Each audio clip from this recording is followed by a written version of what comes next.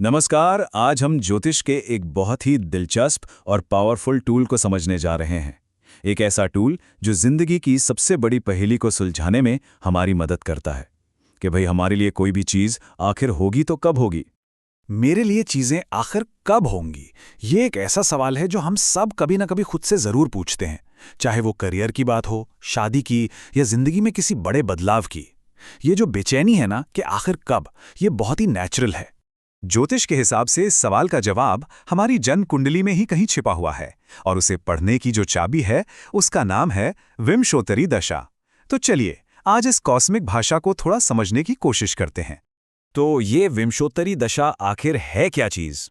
आप इसे ऐसे समझिए जैसे ये आपका पर्सनल कॉस्मिक टाइमिंग सिस्टम है या जिंदगी का एक रोड मैप जो हमें बताता है कि जीवन के अलग अलग पड़ाव पर क्या होने वाला है।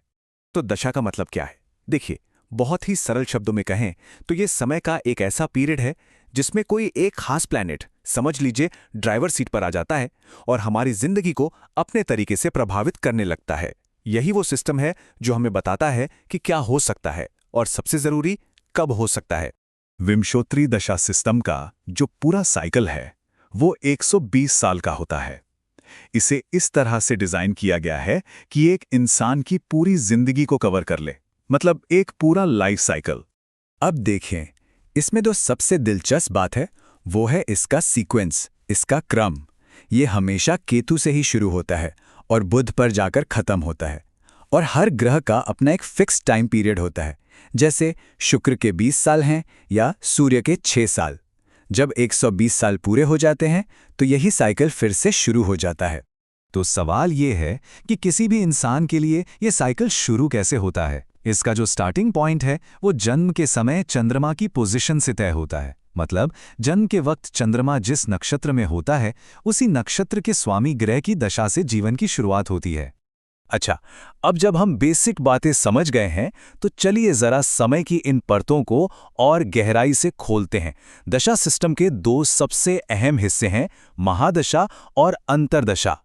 महादशा और अंतर्दशा के बीच का फर्क समझना बहुत ही जरूरी है। महादशा को आप जिंदगी का एक लंबा मौसम समझ सकते हैं जो कई सालों तक चलता है और हमारी जिंदगी की एक मेन थीम सेट कर देता है। वहीं अंतर्दशा उस मौसम के अंदर रोज बदलते हुए मौसम की तरह है जो असल में घटनाओं को ट्रिगर करती है।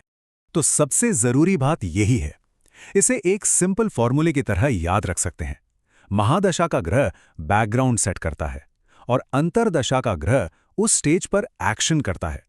और हां, इन दोनों ग्रहों का आपस में रिश्ता कैसा है, वो दोस्त हैं या दुश्मन, ये भी रिजल्ट पर बहुत असर डालता है। ठीक है, तो थियरी तो बहुत हो गई। अब थोड़ा प्रैक्टिकल की तरफ बढ़ते हैं। इन सभी कॉन्सेप्ट्स को एक साथ जोड़कर असल जिंदगी में कैसे इस्तेमाल किया जाए।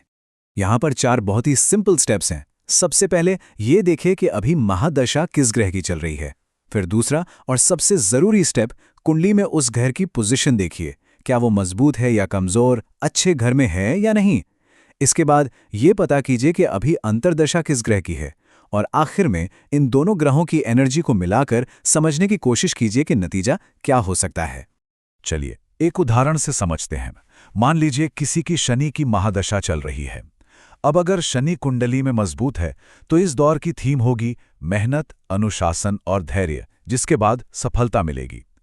लेकिन अगर यही शनि कमजोर है तो यही समय देरी, रुकावटों और संघर्ष का भी बन सकता है। अब मान लीजिए इसी शनि की महादशा के अंदर मंगल की अंतर्दशा शुरू हो जाती है। मंगल क्या है? मंगल है ऊर्जा, एक्शन, हिम्मत का ग्रह है।